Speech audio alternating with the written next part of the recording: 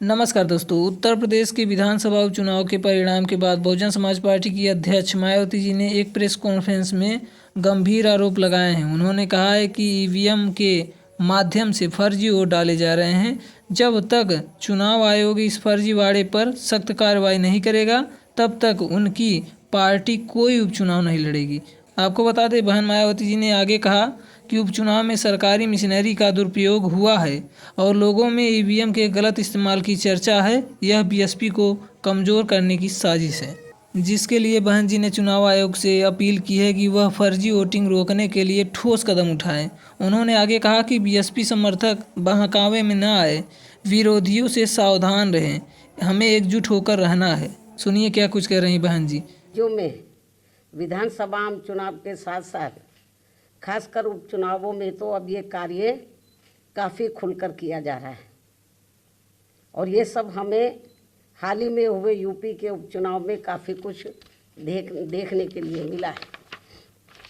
और इस बार महाराष्ट्र स्टेट में विधानसभा के हुए आम चुनाव में भी इसको लेकर काफ़ी आवाज़ें उठाई जा रही हैं। ये अपने देश में यहाँ लोकतंत्र के लिए बहुत बड़ी खतरे की घंटी भी है। ऐसी स्थिति में अब हमारी पार्टी ने ये फैसला लिया है कि जब तक देश में फर्जी वोटों को डालने से रोकने के लिए देश के चुनाव आयोग द्वारा कोई सख्त कदम नहीं उठाए जाते हैं, तो तब तक हमारी पार्टी देश में खासकर अब कोई भी उपचुनाव नहीं लड़ेगी। मैं उपचुनाव की बात कर रही हूँ, बाई इलेक्शन की। तो तब तक हमारी पार्टी देश में खासकर अब कोई भी उपचुनाव नहीं लड़ेगी। तो जैसा कि आपने सुना, उन्होंने ईवीएम और फर्जी मतदाताओं को भी लोकतंत्र के लिए बड़ा खतरा बताते हुए कहा है। उन्होंने आगे कहा कि उत्तर प्रदेश के साथ साथ महाराष्ट्र विधानसभा के चुनावी नतीजों पर भी संदेह जताया। उन्होंने कहा कि महाराष्ट्र में सत्ता पक्ष ने गलत तरीके का इस्तेमाल कर चुनाव जीता है।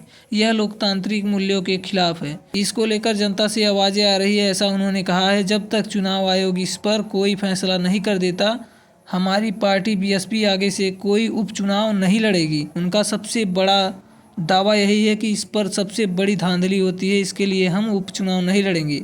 और आगे उन्होंने कहा कि बहुजन समाज पार्टी लोकसभा और विधानसभा के मुख्य चुनाव में पहले की तरह लड़ेगी। और आगे बोलें कि उपचुनाव पार्टी तब लड़ेगी जब चुनाव आयोग से सुनिश्चित होगा कि अब कोई धांधली नहीं होगी। यहाँ आपको बताते चले कि मायावती जी की पार्टी बसपा ने 14 साल बाद उत्तर प्रदेश में उपचुनाव लड़ा था और इसमें पार्टी की ज़्यादा फायदा नहीं होने के कारण उन्होंने ये फैसला लिया। इस पर आपकी क्या राय है?